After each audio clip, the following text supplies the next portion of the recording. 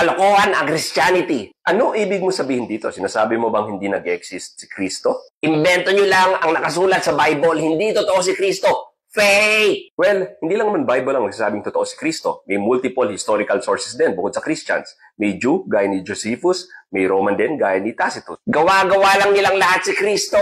Okay, sinasabi mo ba na bunch of people, kahit mga taong hate nilang isa't isa, Jews, Romans, Christians, nag-connive sila to make up this one guy? Weird nga, pero pwede rin namang mangyari yun, di ba? Conspiracies are real. I hate to break it up to you, but Jesus certainly existed. As virtually every competent scholar of antiquity, Christian or non-Christian, agrees based on certain and clear evidence.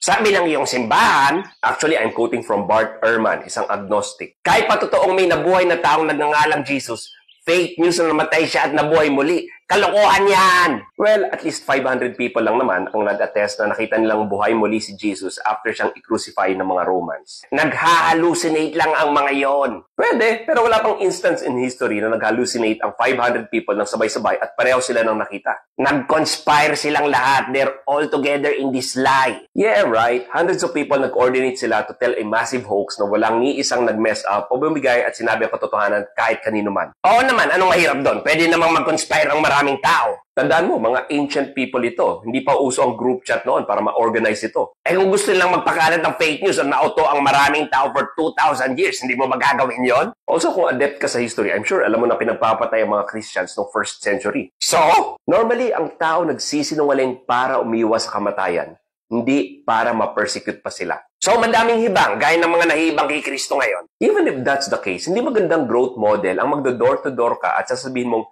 tok, tok, tok, gusto ko lang i-share sa inyo ang good news tungkol sa aming Lord and Savior Jesus Christ. Oh, by the way, kapag sumali ka sa amin, malaki ang chance mong pakainin ka ng Roman sa Leon sa Coliseum for entertainment. Well, hindi pa uso ang K-pop concert noon eh. With that kind of growth model, yung mag-survive ang Christianity up until this day is a miracle on its own. Ang tanging napaprove lang ng kwento mo ay maraming tanga sa panahon nila noon. Kaya wag mong ipilit sa amin ang paniniwala nyo.